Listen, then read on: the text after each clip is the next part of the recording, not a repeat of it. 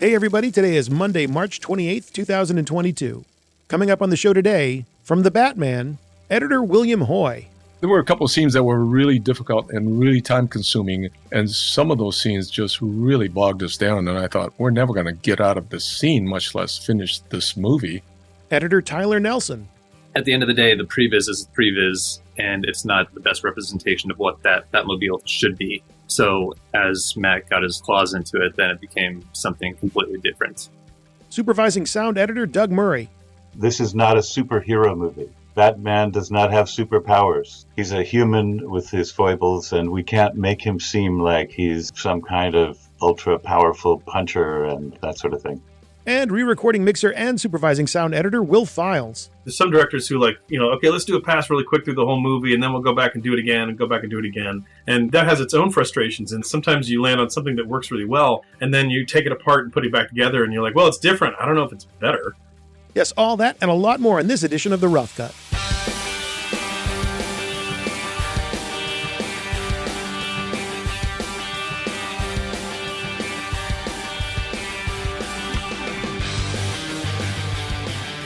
Well, we have a big episode today. Big movie, lots of guests, so much to talk about. I don't have to explain the Batman to you, I know that. But let me tell you a thing or two about the guests before we meet them.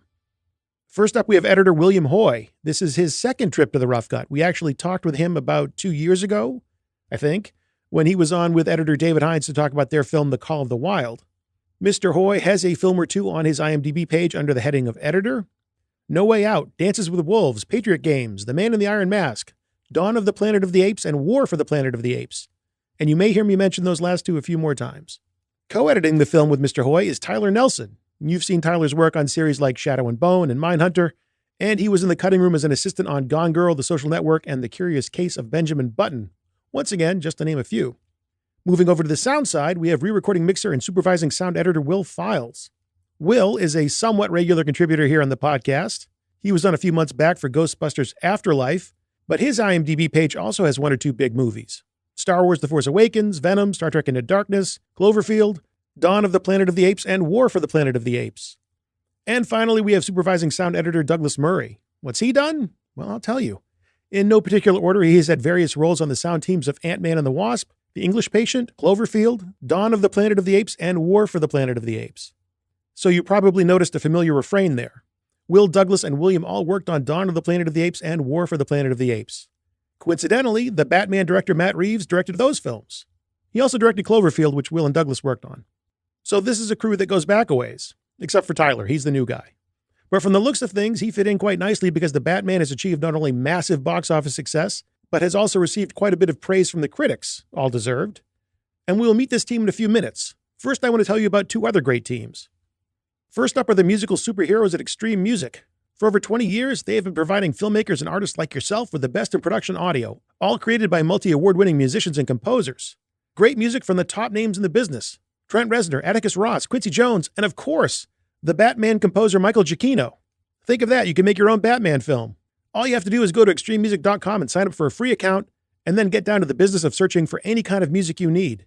You can search on lyrics, tempo, genre. You can even upload or link to a track you want them to reference as they tunnel through their massive catalog of great music.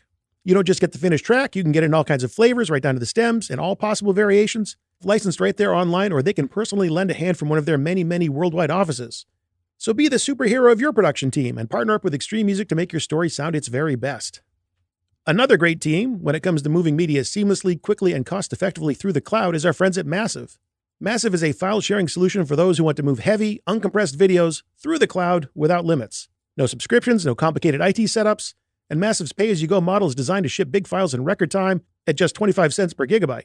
Plus, Massive has been certified by the MPA's Trusted Partner Network, which means your files will never end up in the hands of online supervillains. On top of all that, Massive's Cloud Connect integrates with all major cloud storage providers, including Frame.io, Iconic, and Backblaze. And this just in, they recently added Google Drive, Dropbox, OneDrive, and SharePoint as well. So sign up for Massive today using massive.io/the-rough-cut and get 100 gigabytes free towards your transfer. Once again, that's massive.io/the-rough-cut for 100 gigabytes free. Okay, at long last, The Batman. Here are editors William Hoy and Tyler Nelson, and supervising sound editors Will Files and Douglas Murray. Pre-game yoga. Aerobics. I didn't know that part of it. I wanted Nexus. Oh. Well, Bill, the last time we spoke was for The Call of the Wild that you edited, February 2020 to be precise. You were in the UK at the time working on The Batman, which I believe had just started principal photography a month earlier. And then all of a sudden you have to shut everything down a month later in March, not to resume production until 6 months later. So if you can, I know it was a while ago, but take us back to that time, where you were in your part of the process at that point, what you had to do to shut down, and were you able to actually keep working in some way, shape, or form in that following 6 months? Yes, we left it, I left March 17th, 2020. So up to that point, we had shot about 25% of the movie. So that week that we got shut down, we being production, were preparing to go to Liverpool and shoot this big scene with 700 extras. So just leading up to that, it was going to happen. So I kept in contact with the producer, Dylan Clark, and the night of the 16th, I called him. I said, look, are we shutting down or what's going on? And because we're not going to Liverpool now. And he says, oh, you haven't heard? We're going to shut down. I mean, this is it. So you should book a flight out. So I called the travel coordinator and said, can you book a flight out for Tyler and I tomorrow? She goes, well, what happened? So she didn't even know. Wow. So that evening, it's about 10 o'clock. I had all these groceries, I had all these things in the apartment and had to clean everything out. So I had packed all these bags and just left it in the mornings. We're going to go into the studio, and I just kind of distributed to our assistants and everything, like beer and water and different things like that. So we got on a plane on the 17th and headed home. And at that point, we didn't know what was happening. We didn't know if we were going to start up again. We all knew Warner Brothers was very deep financially into the movie already. But still, with COVID going, we just didn't know what was going on. But Matt Reeves, our director, stayed in London and kept in contact with him. And he took time to do previs and prep for especially the Batmobile chase and different things like that. So he made good use of his time. But then we got word we would start up again in August.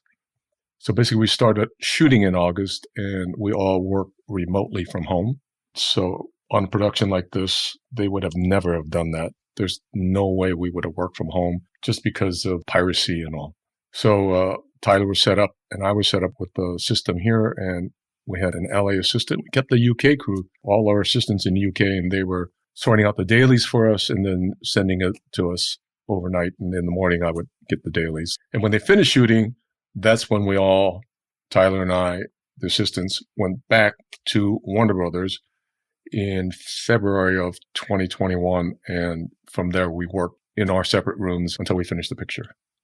Tyler, the rest of the crew goes back to as far as I can tell, the Dawn of the Planet of the Apes in 2014, which Matt Reeves also directed. So I thought in getting to know you a little, we'd talk about how you got this gig. You know, I can see that you had done an episode of the series called Tales from the Loop, which Matt Reeves exec produced. So you must have made a great impression. Tell me about getting this gig and the things that you and Bill talked about in terms of dividing and conquering such a big movie. Well, yeah, that is my connection. Working on Tales from the Loop is definitely the way I got my foot in the door. And I guess I made a good impression because I got an email one day from Rafi Kron, the producer on Tales from the Loop, who used to work with Matt. And he just said, hey, would you be interested in interviewing with Matt to come on the Batman as the second editor? And I had to say yes.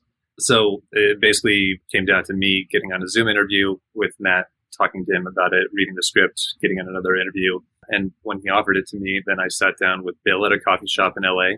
And we just kind of talked about what it would be like to work together on a Matt Reeves movie, since Bill and Matt had worked together for many projects. They had a rapport, and I just needed to figure out how I would fit into that machinery. So what I deduced from it is that we would be able to divide the scenes as they were coming in, but at the same time, there was no 100% ownership over Bill's scene or my scene. We would be able to do our own versions of the scenes, present to Matt, and he'd be able to take whatever he wanted from my scene or Bill's scene, or basically strip it down, and we'd create a Matt Reeves scene with the support of Bill and myself.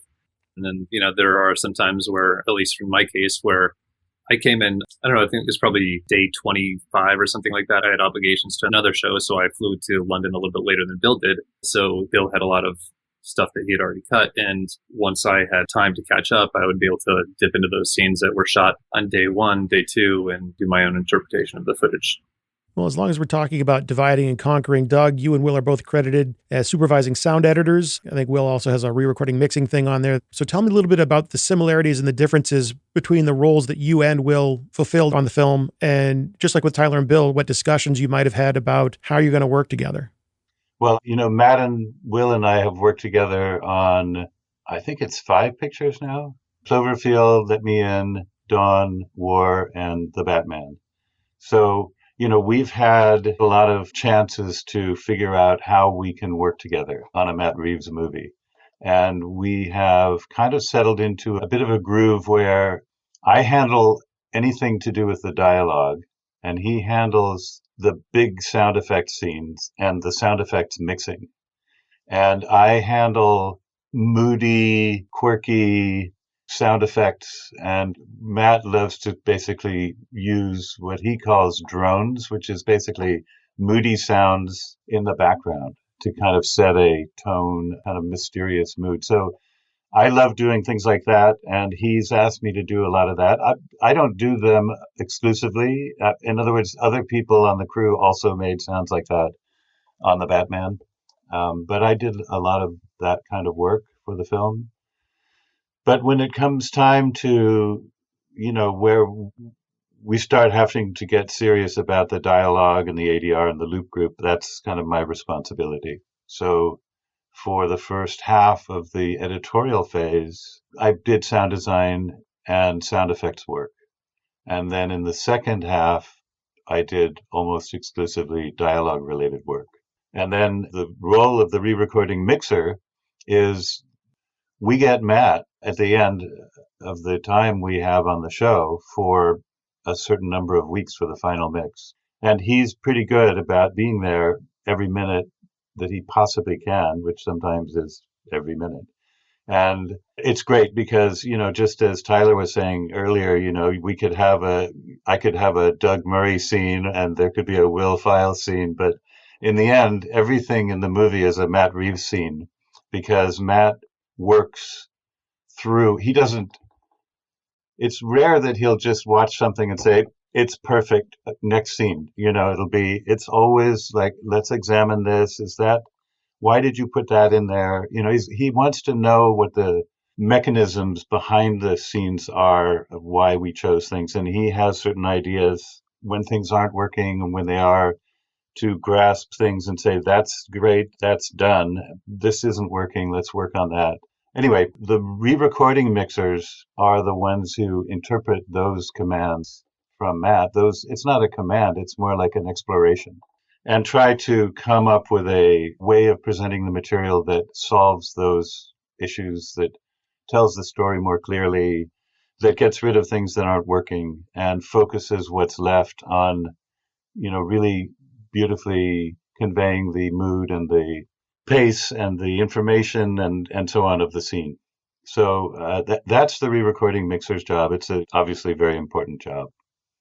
Well, Will, it hasn't been all that long since you and I spoke about the work you did on Ghostbusters Afterlife. So first, thanks for giving me another chance.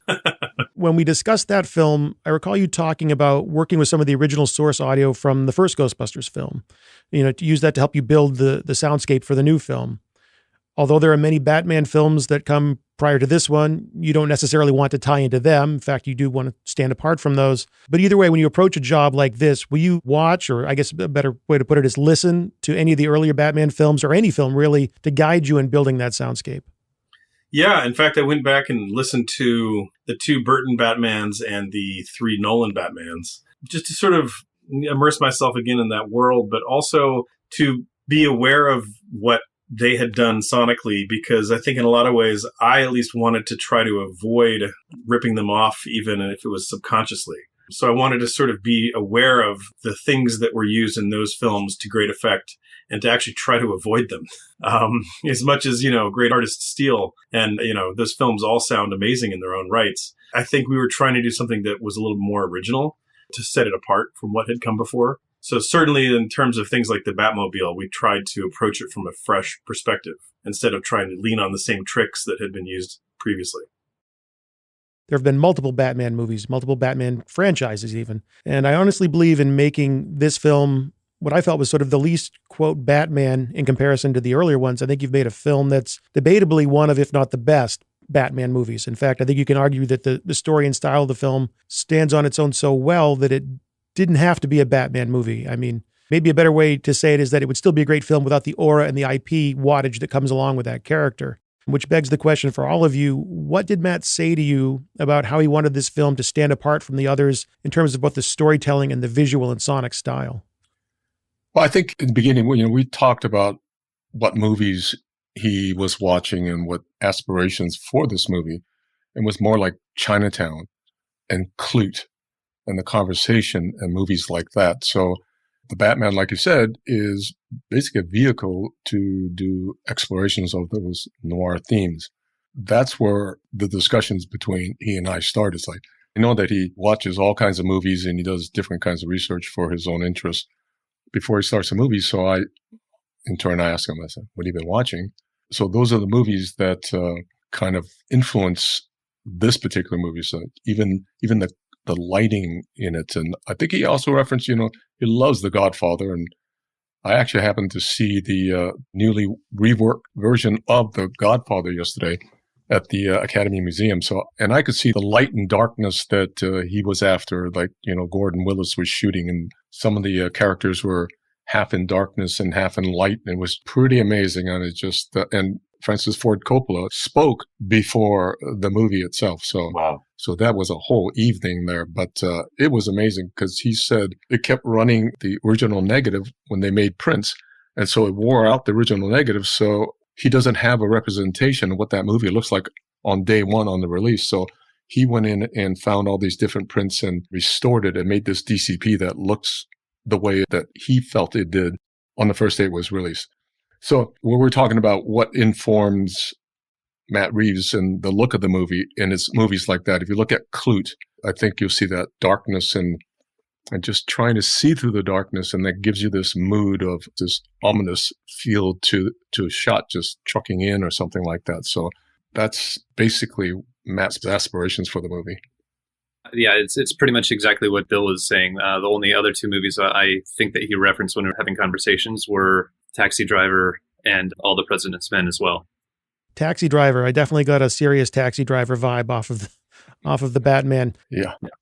Well, there were a couple other films that he referenced, such as The French Connection and then No Country for Old Men, due to its extremely focused soundtrack. So I guess the main thing I remember hearing from Matt at the very beginning was, yes, dark, moody, Gotham City as a character in the film, and it should be dirty, grimy, broken down, full of humanity, struggling. And then that this is not a superhero movie. It's not Batman does not have superpowers. He's a human with his foibles, and we can't make him seem like he's some kind of ultra powerful puncher and, that sort of thing. Yeah, and I think that was one of the keys to why it works so well. I agree. I think Matt in general, we've done a bunch of movies with Matt at this point, and he always likes sound that's very expressive and very gritty and, real and authentic feeling. He doesn't like sounds that feel like, he calls them shiny. He doesn't like things that feel like, Hollywood sound. Like, he likes things to be big, obviously, and he likes things to be impactful, but he doesn't want it to sound synthetic in any way. And I think, we've noticed all the films we've been talking about have been films from the 70s for the most part.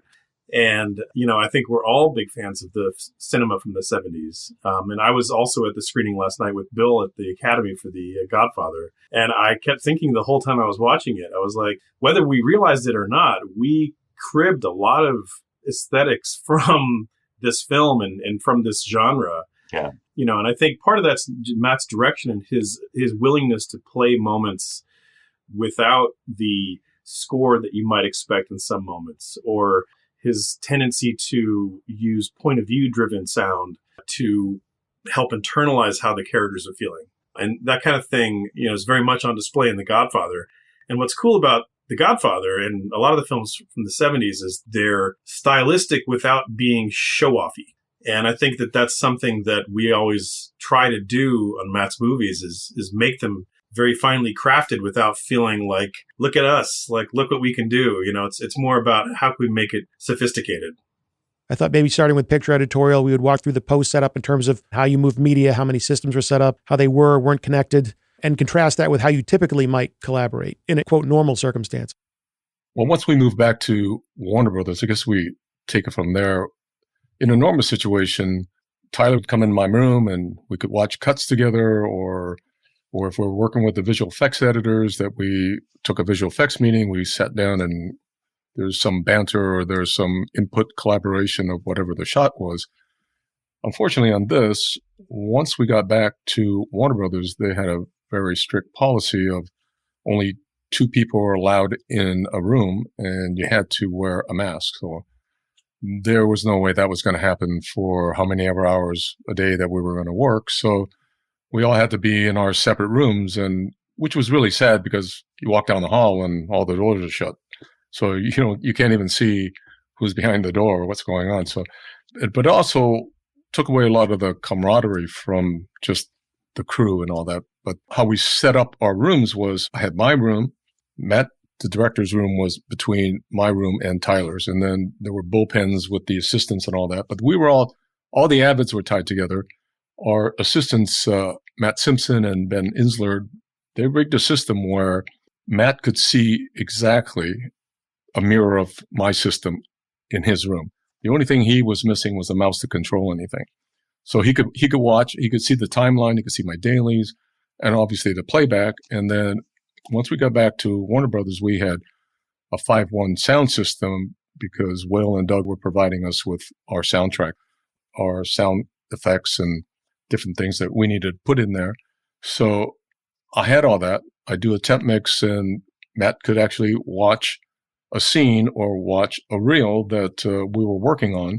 He'd be in his room, I'd be in my room, and he could watch it. So that's, and we would be connected virtually on Teams. And then after we watch a scene, and then we would talk about it, or we would go in and actually do some detailed work on it. So, and I thought that worked pretty well. And he was very happy with how it went. So I give great credit to the assistants for figuring out that system for sure.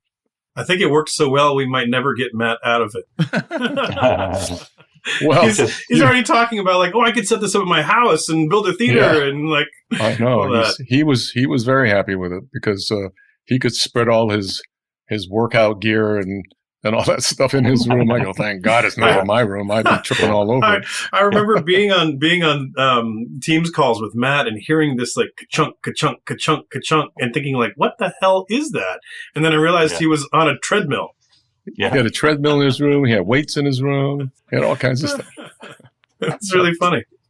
Yeah. Well, I mean, the piece of the workflow that we worked out on Dawn with Bill, and I think it came from Will, mostly was the idea of working on 5.1 premixes of elements, like stems of effects, background, sound design, and Foley. That way, Bill could edit them as the picture was changing. His hands wouldn't be tied, so he could cut them as needed. The dialogue was kept separate, and the music was coming from the music editor, and Bill and Matt would have the ability to use fully fleshed out sound effect and mix that in the Avid and have a really rich track that Matt could react to and give us notes on during the whole process of the cutting of the film. And that's a very valuable thing that we were able to do. And it meant that Matt realized that unlike earlier films, he didn't have to do temp mixes. He could just let Bill mix the tracks in the Avid. And he could keep working with Bill and Tyler on this film up to the screening and then just take it over and run it through, make sure it's all working, and then run it because Bill is mixing in all the time. And he gives us notes and we send him repair sections where that's needed. and so on. So that has proven to be a very valuable thing that we've been using since on these more recent films. Well, I think, Matt, that, you asked a question earlier about the soundscape of this movie, and I think it's the same with the Ape movies. I mean, it's a sound design. What does Gotham sound like? What does the Batmobile sound like? So there's all this sound design that has to be thought out in advance, even before we get to the final mix. So we're lucky to have Doug and Will on early in the picture so that we can have this conversation even before I showed the movie to Matt and my editor's cut, that we already began having these conversations about what does this sound like? What I think Tyler had mentioned at one point, there's so many different kinds of rain. I mean, it's always raining in Gotham. So what does it sound like when it's raining on the corrugated rooftop? What's it sound like when you're 20 stories up and it's raining? So it's all the soundscape that needs to be auditioned for Matt. And the best way to do it, the most time efficient way, is for Will and Doug to give it to me in a 5/1 track so that I can put it in front of Matt while we're working and show him the scene, and he can listen to it and he can say, no, this, or yes, I love this. And we can give that back to Doug and Will, and we'll get another iteration of it down the line. And so that's how the soundscape progresses. It's hugely helpful in terms of a creative feedback loop, because we're able to give them the latest version of something we're working on, and they can put it in and, mix it against what they have. Or sometimes we'd get it back and Bill would say, oh, we didn't use this new piece because Matt likes this old thing, or he doesn't like this new thing about the new thing, or whatever it is. And then it would also be super helpful to see how they would use it, because sometimes they'd actually take the pieces that we intended for one thing and use it for something else. And it would be a revelation for us, like, oh, that's a really good idea. They used that sound to build a new moment out of. Or there's other cases where they made the choices to drop everything out except for, let's say, the sound design, and make it a less literal moment. And it was really cool because we got to explore the structure of the mix as early as the director's cut.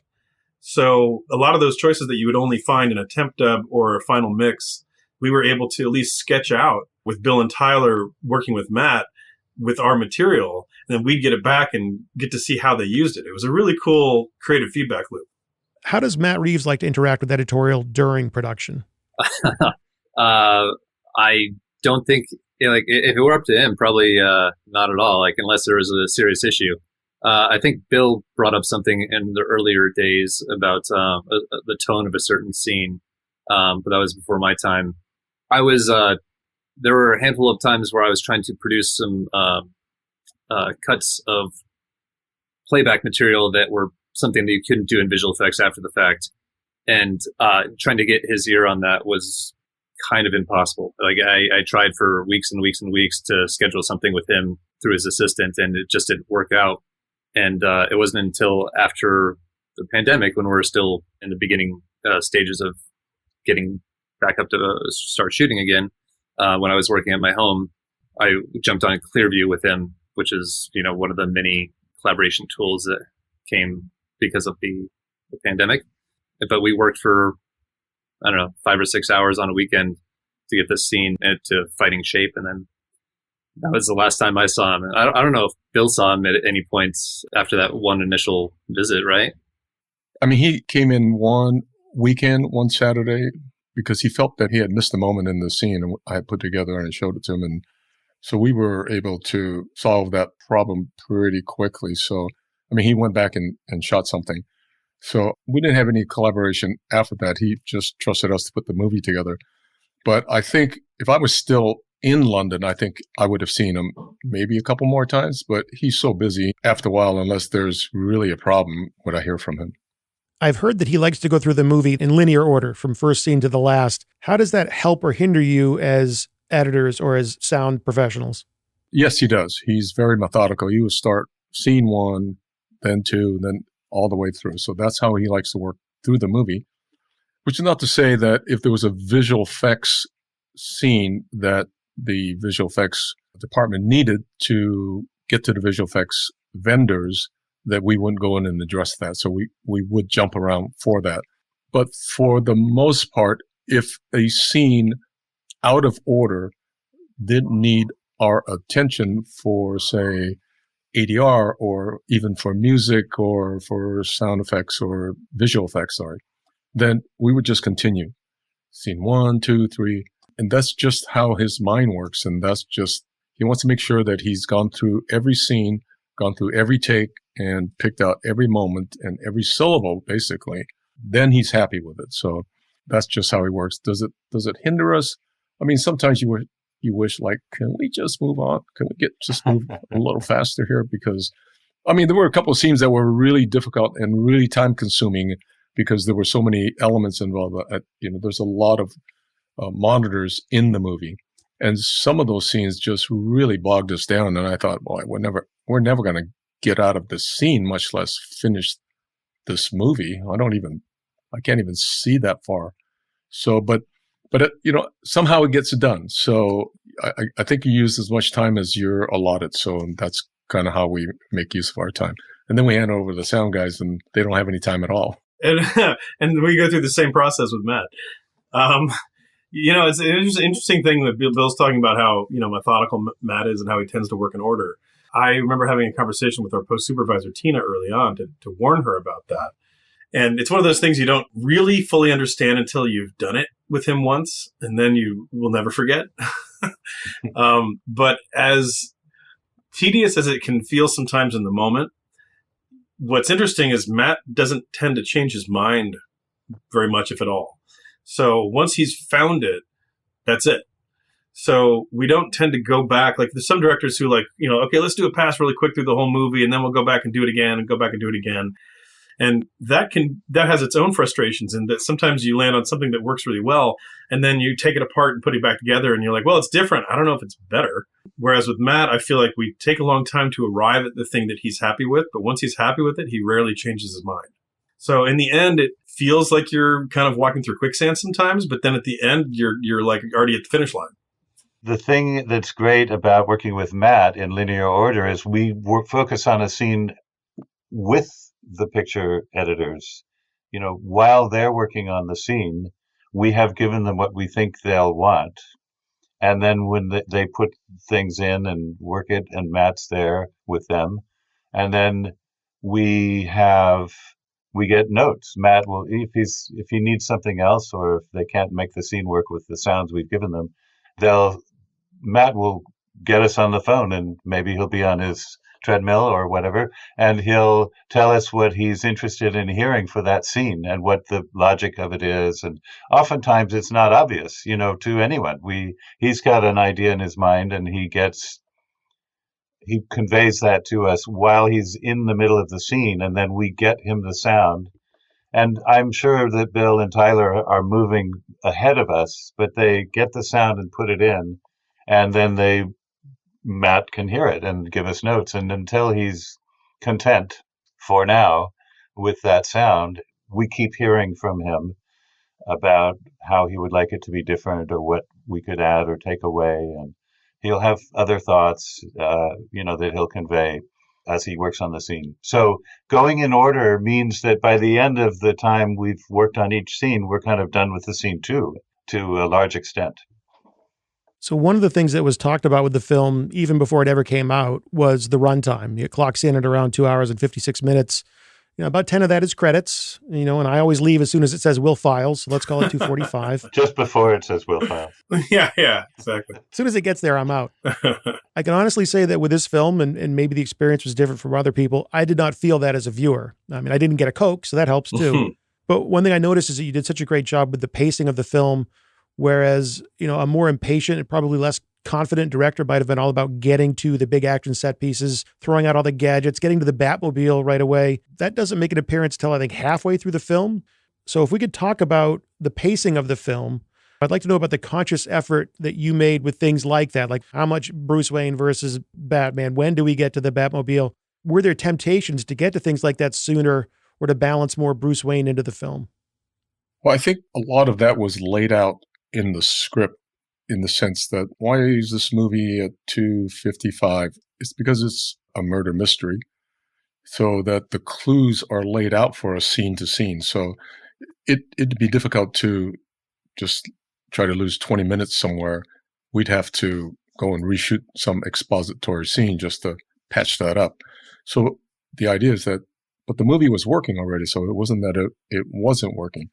And as far as the conscious effort to get to some scenes quicker, there were some scenes that were lost. Not a lot, but that had to do with character, maybe interfered with Batman's character, different things like that. But we wanted to get to certain areas quicker. You could actually feel it. I mean, when you're watching the movie, we want to get to this next step a little quicker. So we made a conscious effort in some areas to get moving a little quicker. But in some areas, we had such wonderful performers that you don't want to shortchange them. I think you just want to let them play because every one of them, they were just amazing. So it's a pleasure to watch the actors. So I think that played into the fact that you don't feel the movie is too long because they're just amazing to watch. So in answer to your question, there are certain areas that we try to get the movie moving a little quicker, but for the most part, it was laid out in the script that we went from point A to point B trying to solve this murder mystery and just letting the performers play. Yeah, and one thing I'll add to that is something that Will was saying earlier on is that Matt, once he decides on something, that's the decision that he's made. So as Bill and I are working on the movie in linear order, we're coming to those conclusions early on in the director's cut. So he's decided this is what this scene should be, then go into the next scene and so on and so forth. So once we've assembled the entire movie, as Matt prefers this is like his movie, then it's not until the very end that we go back and try to like take a little bit of extra air out. But there's not much air by the time we're done. There's not much air for us to actually take out, which is pretty astounding. Like we did how many passes did we do after the movie was done? Just one or maybe 1.5? It was one. The final pass was to make sure that we took out talk about frames frames that don't even need. I mean, it's amazing. You can go through and lose a few frames here or lose a second here that you thought you needed for that character. But when you take a close look at it, maybe you don't need it. And it's amazing. I believe we lost over 7 minutes in that last pass, just going through and making trims and just making sure the movie was as tight as possible, cut to cut. Yeah. So the Batmobile in this film, it's a really badass looking muscle car. Looks can only get you so far. And it is the sound of the Batmobile that really grabs the audience.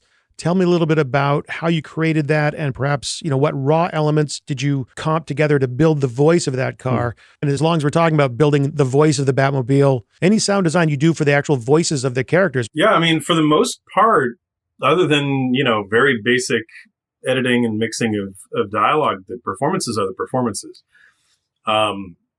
There was a pitch changer being done to Paul Dano's voice as the Riddler, because Matt had this idea that he wanted him to sound like he's using a pitch changer in his mask, kind of like almost like the 60 Minutes interviewer in the dark kind of feeling, like he's trying to hide his voice essentially. And it also gave it more of a creepy feel, which was cool. But other than that, the voices largely are just the voices.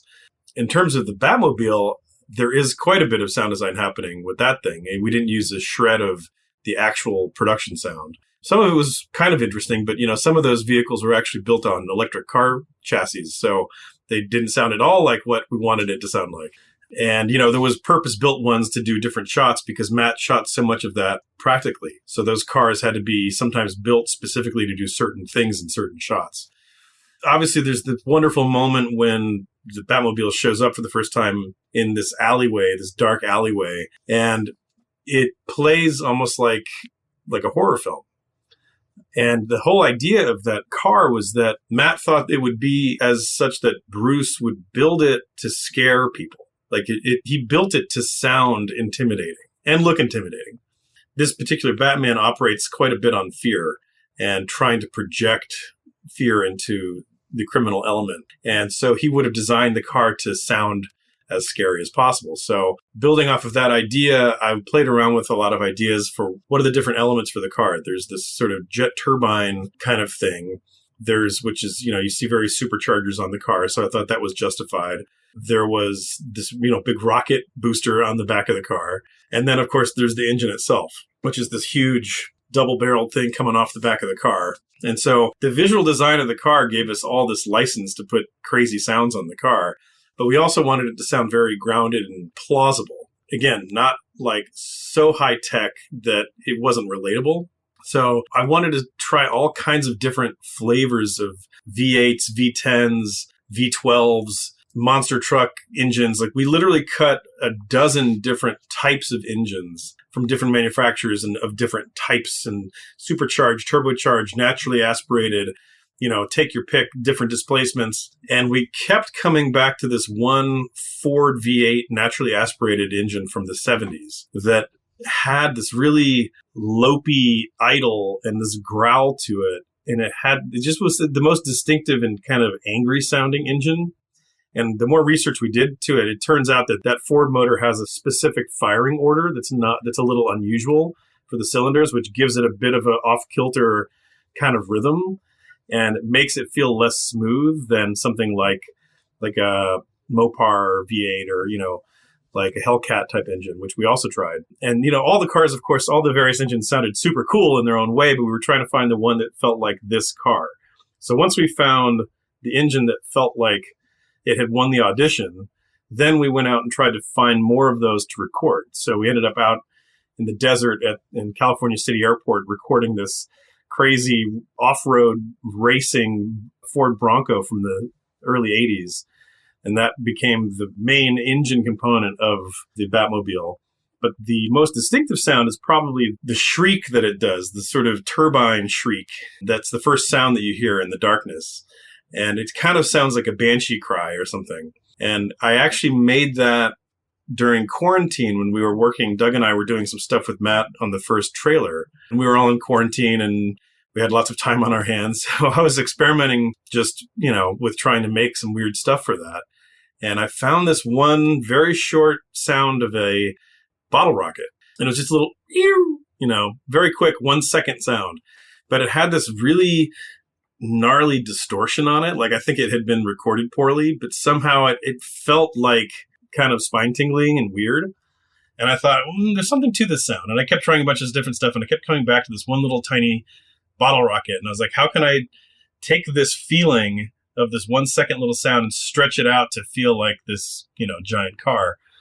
And so I stumbled on a piece of software called Paul Stretch, which is something that I remembered from years ago someone on YouTube had used to stretch out a Justin Bieber song by like 800%.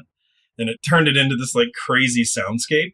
And so I tracked that software down. It was like some command line thing on the internet. And I ran it into that software, and it gave me back a version that was like 100 times longer. And then I tried one that was 200 times longer. And I built all these different versions of it. And then I cobbled them together in various ways so that it would have the kind of dynamic that I wanted it to have. Because I wanted it to kind of go, boo! Like it had to sort of start fast, but then rise slowly. And so that sound, which is kind of the distinctive sound of the Batmobile, is actually a bottle rocket. That was a very rich, detailed answer. The takeaway is going to be that the Batmobile is a Ford Bronco with a bottle rocket. Bingo. Which is awesome. The appearance of the Batmobile also heralds the beginning of one of the biggest set pieces in the film, which is the car chase between Batman and Oz, or the Penguin, if you will. For the picture guys, how did that scene evolve in the editing room from possibly just storyboards or previs up until what we saw on the screen? Bill, I seem to recall you said that was one of the things that Matt worked on during the pandemic. Tell me about the evolution of that scene for you guys. Did you both work on it? There was storyboard and there was previs early on in the picture. So, and we shot that over such a long period of time. It's one of the pieces that Tyler took over, and because I just want to deal with the rest of the movie. So Tyler took that over, but I'll let Tyler speak about that. But when I talk about the fact that Matt had time on his hands, I think the Batmobile chase would not have ended up the way it is now, in the way it exists in the movie, if the pandemic had not hit. Because once we start shooting, then Matt doesn't have time to go back and rethink anything. So I don't think that the studio they didn't want to pay for such a huge Batmobile chase.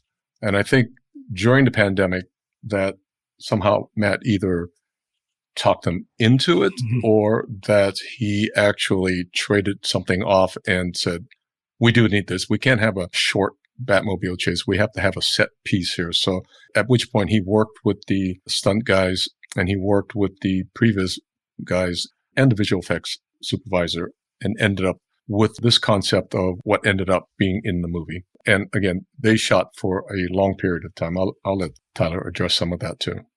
Yeah, your assumptions are correct. There were previs, there were storyboards, there was a lot of different things that were already put together by the time that I joined the team. But as material started coming in from the second unit or action unit, I'm not sure what specifically they were referred to as that material was coming in, I would try to slot it in where it was attempted to be slotted in. It was my job to kind of like go through and try to build the representation of what the previs was at that point. But then I started shooting a handful of other angles that were not representative in that, and I tried to find spots in there that they would fit. But at the end of the day, the previs is the previs, and it's not the best representation of what that Batmobile should be. So we had a good template to start from, but then as Matt got his claws into it, then it became something completely different because, you send out an action unit to get specific pieces, and sometimes that specific piece that looks great in previs doesn't look great in actual photography, or they're not able to achieve exactly what they wanted to achieve with the practical photography. And then there's a handful of elements that were full CG that had to be incorporated later on. So it just became like an evolution of an evolution of an evolution. Some of the original concepts from the previs are still in there, but once they went out and started shooting practically, which is what gives that Batmobile chase such a visceral kind of feel to it, because most of it is shot in camera. So editorially, then we then have to go in there and say, okay, what pieces do we have to make this the best Batmobile chase there is? And so some of the concept pieces that were visual effects, the visual effects supervisor, they continue to work on those pieces, but we had to use those pieces, but we had to cut the production that they actually shot in there. So a lot of that is that, and they shot it over such a long period of time that it wasn't like, hey, we shot for 2-3 weeks here, put it together. They shot for months, literally months, because we had close-ups coming in finally. You put the scene together and all of a sudden you get close-ups. You go, oh my God, I have to recut the scene, or you get an element here and then you have to recut that moment. So it took a long time to evolve into the scene that it is now. I had read that Michael Giacchino's score, he had most of it written prior to production. Does that mean that you never really had any temp score in there? And if not, where in the process do you begin to integrate Michael's music? Were you cutting to it from the very beginning? Well, Michael Giacchino, we had the luxury of having Michael Giacchino write. I think I had 3 Bruce Wayne themes and 3 Batman themes and some Selena themes, but we didn't have the score written, but we had those particular themes, and they were about, a minute to 3 minutes long. I had them all in separate elements from the music editor. So I had that. So we didn't need to go and find a Batman theme. That would have been a difficult thing to do. So we already had thematically something for Bruce Wayne and something for Batman, which is so important up until that point. But I was also able to take some of those elements and just say, use the synth track or just use the harp track and temp some of that in there. Then the music editor, Paul Appelgren, came on, and he was able to take that even further. He integrated and he married it with other temp music, and you wouldn't know where it was from because he did such a great job of taking thematically what Michael Giacchino had written and making it of a piece. So then we had temp music for it, but we also had thematically, we had Bruce Wayne, and we had, more importantly, even the Batman theme. So when you watch the movie, even in the early version, you already felt that, wow, this is new. This is Michael Giacchino's music, and it really made a big difference.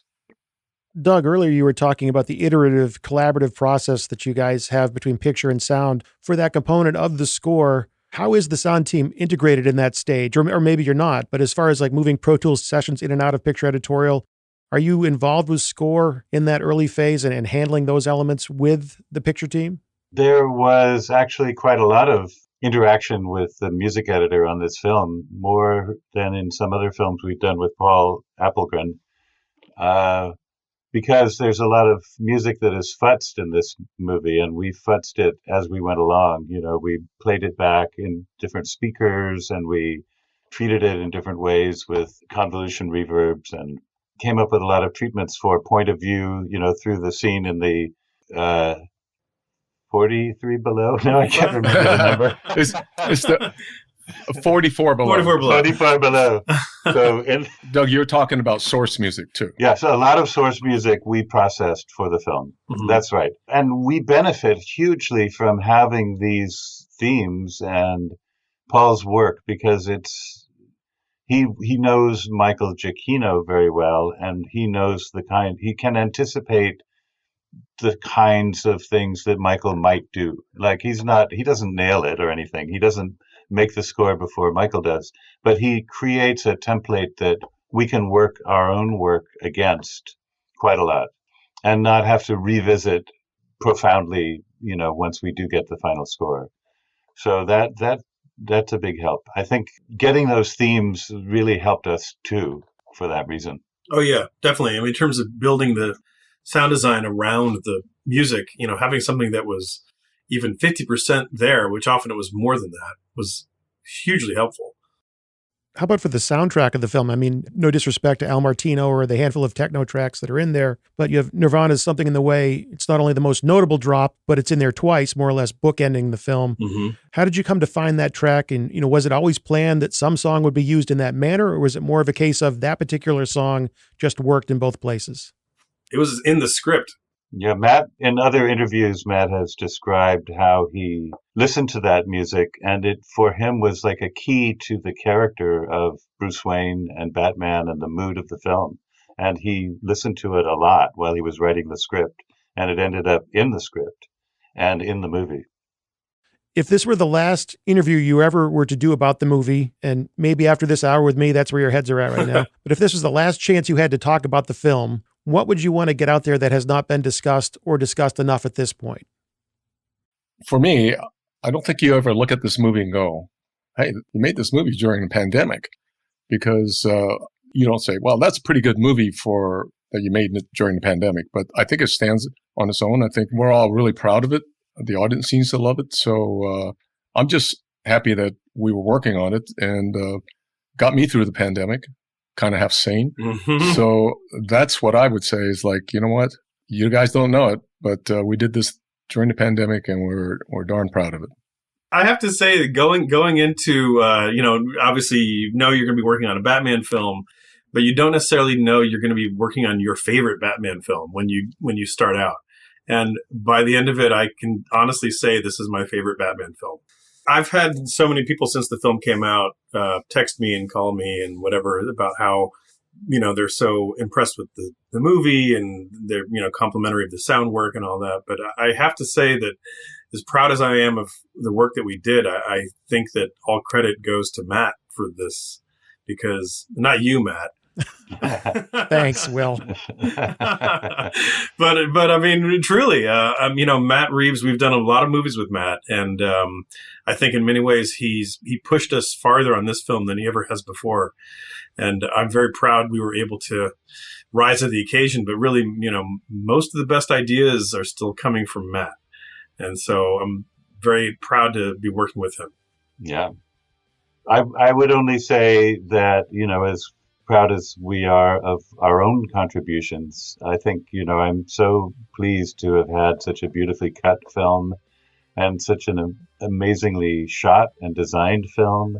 And the performances are so great. It's just a treasure trove of excellent material that we were working amongst, for this project. And as Will says, that's due to Matt's vision for the film. How about you, Tyler? I feel honored to have been welcomed into this family, because I never expected to work on something as amazing as this. And I mean, I've worked on some really wonderful projects that I'm extremely proud of, but this has something a little special that I never expected. I never aspired to work on a movie of this scale, and I feel lucky to be a part of it. Well, I mean, whether Matt pushed you or not, collectively you all made an amazing movie. The contributions from everybody really show up on the screen, in the speakers, And, you should all be really proud that you made a fantastic movie for a movie made in the pandemic. Yeah, exactly. Well, it took a little while to get the gang together, but I think it was certainly worth the wait. I hope you do too. Thanks to William, Douglas, Tyler, and Will for making a cool movie for us to talk about. Something else cool to talk about is Media Composer and Pro Tools, the Wonder Twins of the post-production world. Yes, if you want to use the same creative tools found in the editing room and on the mix stages of the Batman, it has never been easier, and it's never been more affordable. And they grow more powerful every day. Don't believe me? Well, see for yourself. There is a link in the show notes for the latest news on both. And with that comes the end of another episode of the show. Thanks for checking it out. Come on back next week and we'll do it again. Until then, this is Matt Fury thanking you for joining me right here on The Rough Cut.